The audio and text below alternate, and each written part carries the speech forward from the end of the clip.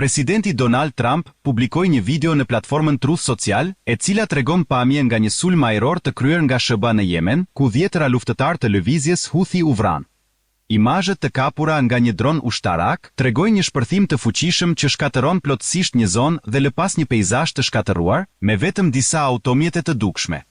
Trump e shoqëroi videon me një thirrje sarkastike, "Ops", duke sugjeruar se kjo ishte një pasojë e paevitueshme. Këtë javë, sulmet ajrore amerikane kanë shkaktuar reagime të forta, me mediat pro-Houthi që raportojnë se janë vrarë 67 persona që nga 15 marsi. Houthit kanë nisur një seri sulmesh ndaj anijeve tregtare në detin e Kuq, duke bllokuar një nga rrugët më të rëndësishme të tregtisë detare botërore.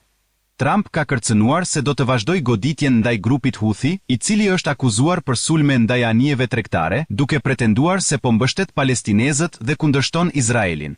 Kjo situatë ka rritur tensionet në region, duke ndikuar negativisht në stabilitetin e tregtisë globale dhe sigurinë e anijeve ndërkombëtare.